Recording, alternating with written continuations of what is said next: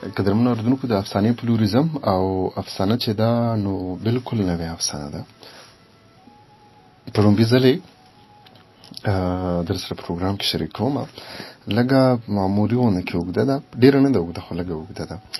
نو تمه لرمه چې ستاسو به خوښه شي. ډېره سبق آموزه او ډېره خوندوره افسانه ده.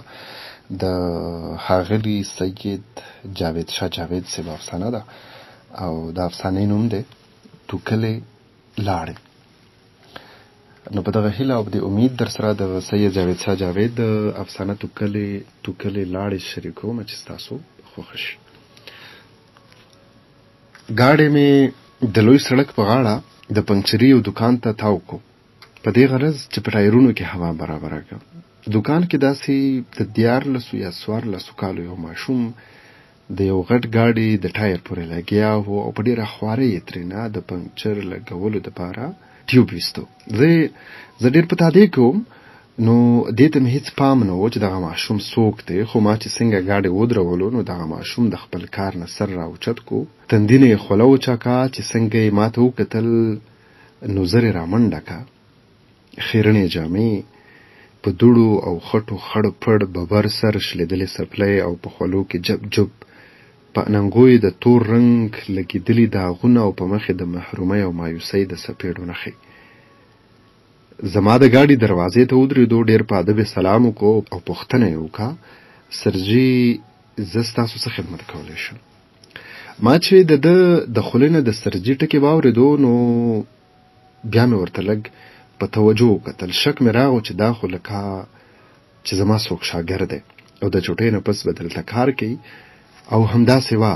ما چې وکتل نو دا عدنان و چې 2-3 کاله مخکې په 6 جماعت کې زما شاګرد و، خو بیا زما د دغه سکول نه بدلي شوې وه او اوس ما ته دا پته نه وه چې زما دغه ټول شاګردان په څه حال کې دي. خیر، د عدنان راته یکدم هر سره یاد شول.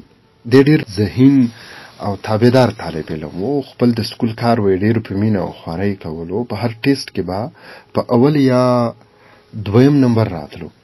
دغه شان تر 5 جماعته یې هم په کلیزو امتحانونو کې د اول یا 2 راتلو ریکارډو.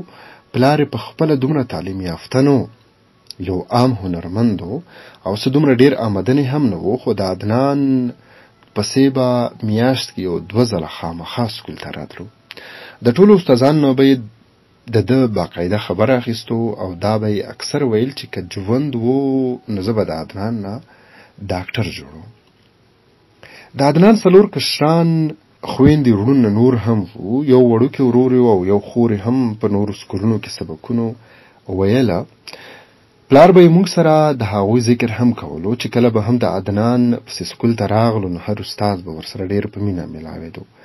ما به یې خپل ځاني ډېر قدر کولو، ځکه چې د هغه د هنر په وجه ورسره زما ډېره واسطه هم راتله. زما کار او خدمت به یې ډېر په روڼ تندي کولو. بله دا چې څنګه د خپلو بچو خیال ساتلو، نو په دغه وجه هم ورته زما په زړه کې ډېر احترام و.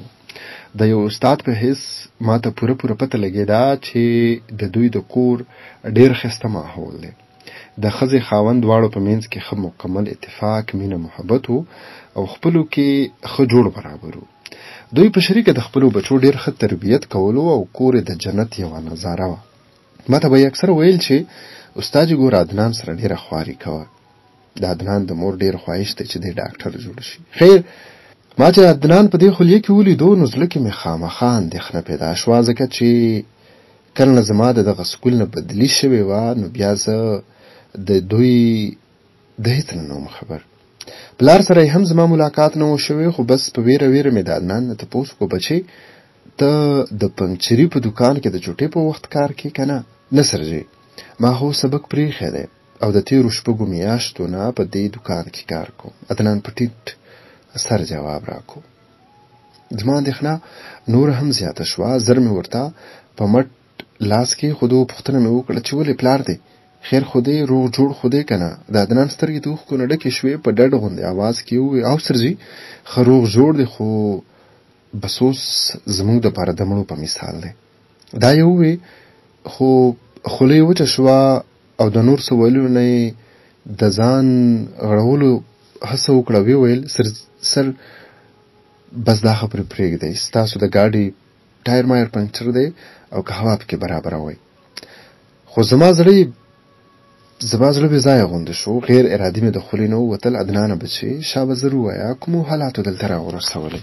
عدنان چې کوم ټایر لیور تر اوسه پورې په لاس کې نیولی و، نو هغه یې د لاسه وغورځېدو مرۍ یې بیخي وچشوه، خو همت یې وکړو. ما ته یې په لنډو لنډو ټکو کې زر زر خپله کیسه شروع کړه او څه داسې ګویا شو. سرجي څه موده وړاندې زما د تره او چاچي په شرارت د بابا جان او مور جانې ترمنځ اختلافات پیدا شول. د بابا جان رویه یکدم دومره بدله شوه چې زما د مور په وهلو ټکولو یې شروع کا. هیڅ به هیڅه به په نه خبره بد رد ویل او مور جانې باندې قسمه قسم الزامونه لګول شروع کړه. تر دې چې یوه ورځ چې کله مور جانې ته یوه شنه لښته ونیوله، نو ما ترې د خلاصولو کوشش وکړو. دغه وخت په ما هم بلا ګزارونه وکړل. زما د 10 میاشتو وړه خور عایشه هم د مور په غېږه کې وه.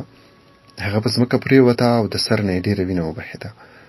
شریک کور و، خو چې بابا جان به کله هم د مور جانې په وهلو ټکولو لګیا شو، نو چاچي مې او تره به مې خپلې کوټې ته دننه شول. مونږ خویندو وروڼو به چغې سورې وهلې او دوی به مو پټه پټه د کړکۍ نه ننداره کوله. تر څو میاشتو مور جانې خپل ډېر کوششونه وکړل چې د بابا جان ټولې غلط فهمۍ ختمې شي، خو چې مور جانې ته هېڅ پته ونه لګېده چې آخر د دې ګناه څه وه. سرجي بس په کتو کې زموږ هغه کور د دوزخ یوه نظاره شوه، کوم چې د دې نه وړاندې زموږ دپاره یو جنت و. هغه ټولې خنداګانې او ټوکې ټکالې ختمې شوې چې موږ به د خپلې مور او پلار سره کولې. اوس به چې روزانه بابا جان د کار نه راغلو، نو د شپې تر ناوخته په کور کې یوه غوغا وه. خبره دې ته ورسېده چې بابا جان یوه ورځ د ماښام په وخت کې ډېر په غوسه کې کور ته راغلو. خو دې خبر تره یا چاچي مې ورته په موبایل څه ویلي وو. زه هم د څو ورځو نه خپلې مور سره په کور کې وم، سکول ته به نه تلم. د مور د سر غم به و راسره مسلسل راسره یوه ویره مل وه. د مور نه به مې بیخي نه بیلیدم. بس په دغه ورځ خو چې ما د بابا جان مخ ته وکتل، نو ډېره خوفناکه خولیا یې وه. زموږ د ټولو خو یې د لیدو سره سمه جبۍ غوندې شوه. مور جانه ورته د اوبو د جام په لاس ورغله، خو هغه ترې جام واخیست او لرې یې ګزار کو. بیا یې د مخې سره مور جانه د ویښتو نه راونیوله، په ځمکه یې راګزار که. په زوره زوره یې ورته لتې ونیولې او په اوچت اواز یې ښه ډېر ځله وویل چې د نن نه پس ته په ما. دغلته عدنان غرې ونیولو. زه د ګاډي نه راکوز شوم، ځان ته مې راجوخت کو. ما کې خو نور د یو لفظ اورېدو هم همت نه و. خو عدنان په سلګو کې خپله کیسه یې جاري وساتله. بیا یې مونږ خویندې وروڼه او مورجان د ماښام په توره تیاره کې د کوره بهر کو. څوک خپیابلې خپې او څوک سرتورې سر او نهر نهور. د څو ورځو نه مو په سکون څه شی نه و خوړلی. د شپې په تیاره کې مو د ډېر مزل نه پس یوې ترور کره ورسېدو. هغې هم چې ولیدو نو په چغو چغو یې راته وجړل.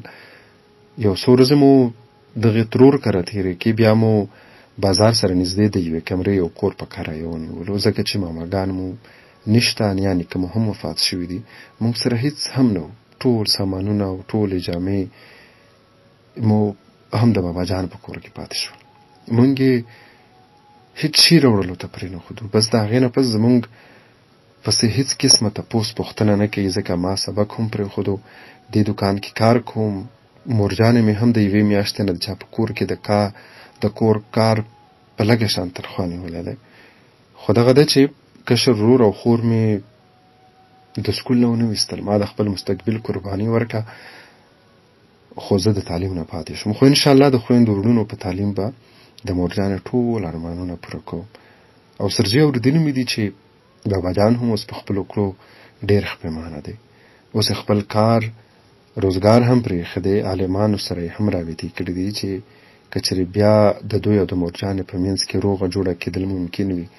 خو سرجي هغه د هوښیارانو خبره چې ټوکلې لاړې خولې له بېرته نه راځي. دې نه پس عدنان په رپېدلو خپو روان شو. د هوا پایپ او ګیج یې راواخیسته. زما د ګاډي د ټایرونو د هوا په برابرولو لګیا شو. زه لکه د بت ګم سوم ولاړ پاتې شوم. د عدنان هوښیارو خبرو او د دوی دردناکې کیسې مې د زړه په رګ رګ کې دردونه پیدا کړل. او دا رانه بیخي خیر شول چې زه خو د یو خوږ ملګري په جنازه کې شرکت کولو ته روان یم.